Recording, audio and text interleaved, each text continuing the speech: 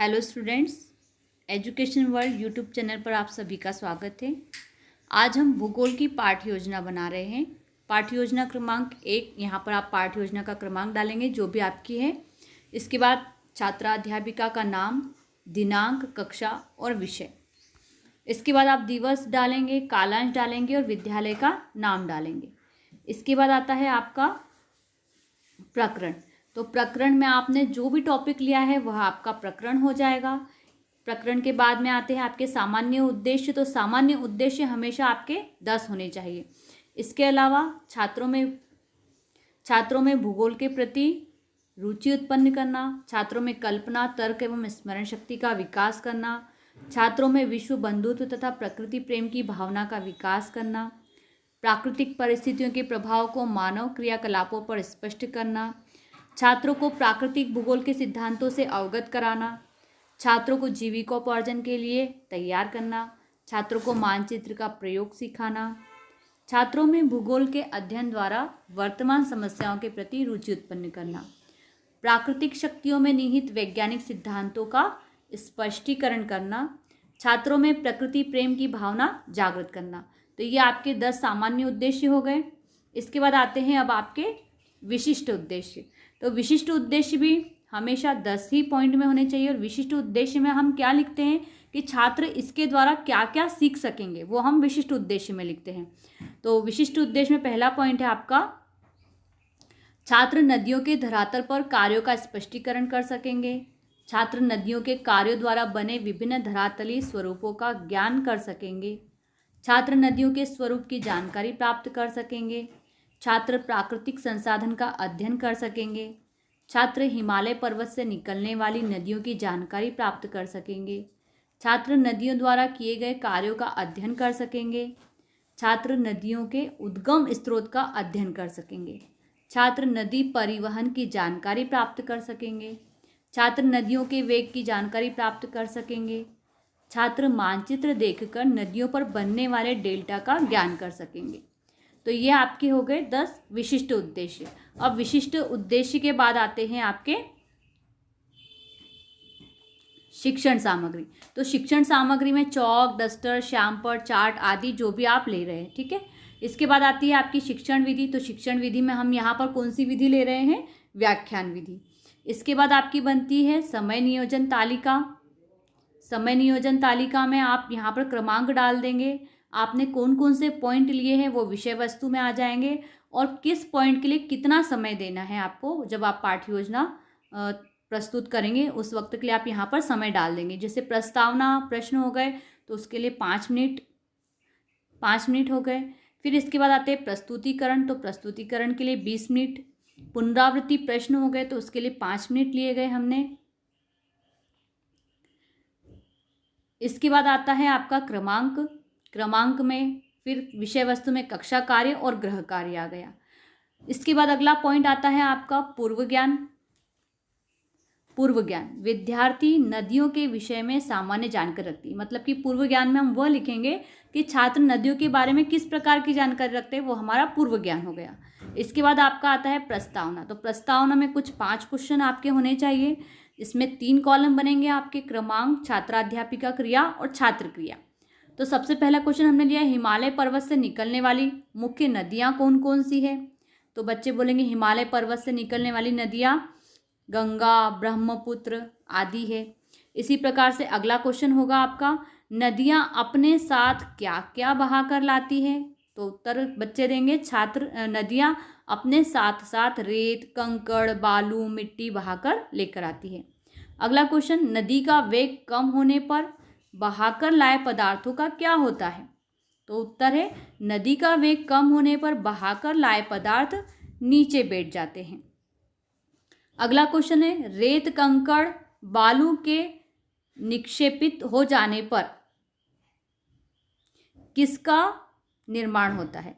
तो रेत, कंकड़, बालू के निषेधित हो जाने पर मैदान का निर्माण होता है।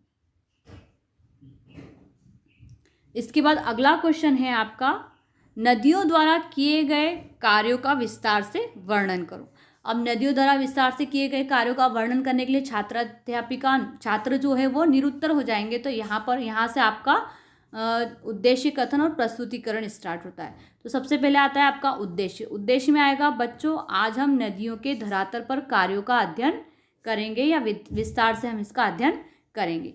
अगला पॉइंट लेंगे आप प्रस्तुतिकरण। प्रस्तुतिकरण में भी आपको 3 कॉलम बनाने हैं, शिक्षण बिंदु, छात्राध्यापिका और छात्र क्रिया। ठीक है, सबसे पहला पॉइंट हमने लिखा है इसमें नदियों के कार्य। तो नदियों के कार्य जो है, नदियों द्वारा धरातल पर मुख्य रूप से 3 कार्य किए जाते हैं।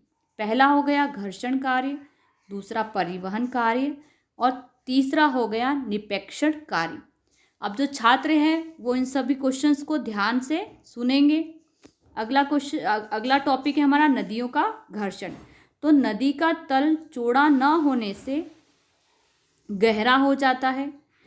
पर्वतीय प्रदेश में नदी बड़े वेग से अपनी सकरी और गहरी घाटी से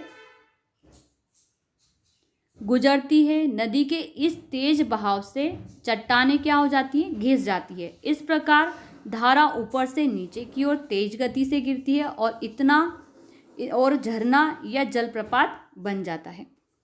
अब इसके बाद अगला पॉइंट हमने लिया है नदियों का परिवहन कार्य।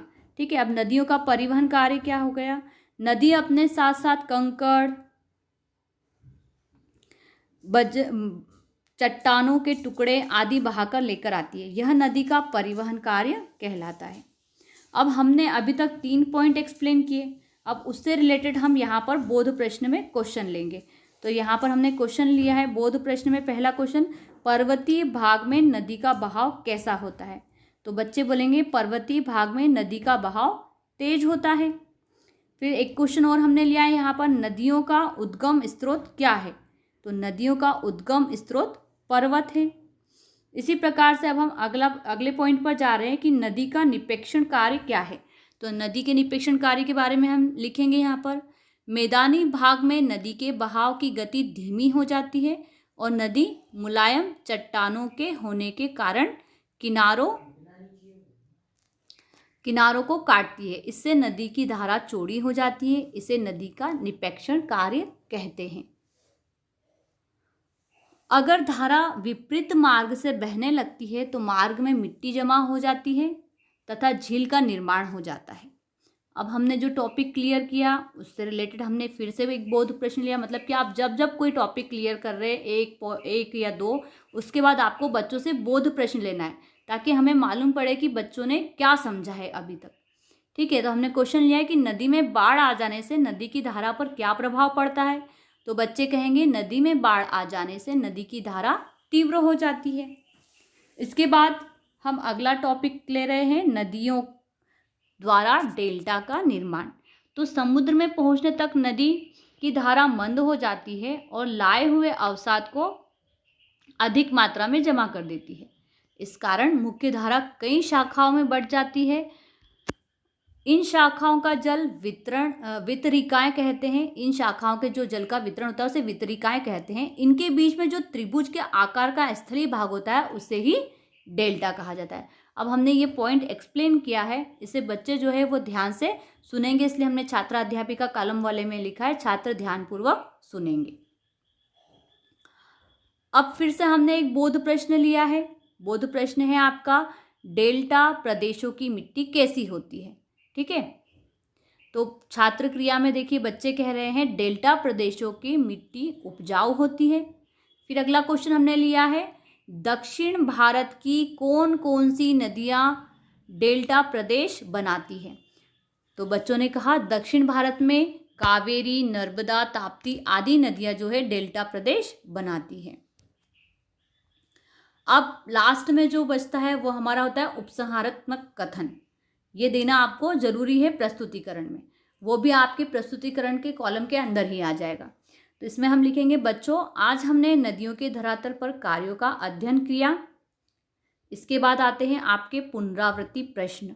ठीक है, तो पुनरावृत्ति प्रश्न में हम लेंगे पहला, इसमें भी आप 3 कॉलम बनाएंगे। 3 कॉलम के बाद में आपका क्रमांक, छात्राध्यापिका क्रिया, छात्र क्रिया। तो क्वेश्चन होगा यहाँ पर, हिमालय पर्वत से निकलने वाली मुख्य नदियाँ कौन कौन सी है? तो बच्चे कहेंगे हिमालय पर्वत से गंगा, ब्रह्मपुत्र आदि नदियाँ निकलती है। इसके बाद अगला क्वेश्चन है, नदियाँ अपने साथ क्या क्या बहा कर लाती है? तो बच्चे कहेंगे नदियाँ अपने साथ बालू, मिट्टी, कंकड़, रेत आदि बहाकर लेकर आती है। अगला क्वेश्चन है, नदियों का उद्गम स्रोत क्या है? तो बच्चों ने कहा नदियों का उद्गम स्रोत पर्वत है। फिर क्वेश्चन है आपका, नदी में बाढ़ आ जाने से नदी की धारा पर क्या प्रभाव पड़ता है? तो नदी में बाढ़ आ जाने से नदी की धारा तीव्र हो जाती है। फिर क्वेश्चन है, डेल्टा प्रदेशों की मिट्टी कैसी होती है? तो डेल्टा प्रदेशों की मिट्टी उपजाऊ होती है। इस प्रकार से आपने पुनरावृत्ति प्रश्न में 5 क्वेश्चन लेने हैं। फिर आते हैं आपका कक्षा कार्य और गृह कार्य, ठीक है। तो कक्षा कार्य जो है, कक्षा कार्य में हमने 2 से 3 क्वेश्चन लेने हैं। तो पहला क्वेश्चन हमने लिया है, दक्षिण भारत की कौन कौन सी नदियाँ डेल्टा प्रदेश बनाती है। दूसरा क्वेश्चन लिया है, मानचित्र देखकर बताइए कौन कौन सी नदियाँ डेल्टा नहीं बनाती है, ठीक है। फिर गृह कार्य में आपने क्वेश्चन देने हैं कि नदियों के कौन कौन से कार्य है, वे धरातल पर कौन कौन सी संरचना बनाती है। इसके बाद अगला पॉइंट जो है आपका श्यामपट्ट कार्य। तो श्यामपट्ट कार्य में आप एक साइड पर दिनांक, कक्षा, विषय, दूसरी साइड पर आपका दिवस, कालांश और विद्यालय लिखेंगे। प्रकरण में जो आपका प्रकरण था वही आप ब्लैक बोर्ड पर लिखेंगे। फिर यहाँ पर आपने कौन कौन से टॉपिक को एक्सप्लेन किया है वो आप ब्लैक बोर्ड पर हेडिंग के रूप में लिख देंगे। बाद में आती है आपकी हस्ताक्षर तालिका। इसके भी 3 कॉलम होते हैं, छात्र हस्ताक्षर, छात्राध्यापिका हस्ताक्षर और पर्यवेक्षक हस्ताक्षर। लास्ट में प्रतिपुष्टि तालिका आती है। जब आप इसे एक्सप्लेन कर रहे होते हैं तो जो टीचर्स होते हैं वो आपको किस प्रकार से मार्क देते हैं या आप लोगों को बताते हैं कि आपने किस प्रकार इसे एक्सप्लेन किया है या आपको इसमें और क्या अधिक अच्छे से करने की ज़रूरत है, वो आपका आ जाता है प्रतिपुष्टि तालिका के अंदर। तो ये था आपका आज का भूगोल का पाठ्यक्रम, पाठ्य योजना। तो अगली वीडियो में हम अगली पाठ्य योजना बनाएंगे। तो प्लीज़ इस चैनल को सब्सक्राइब कीजिए। Thank you.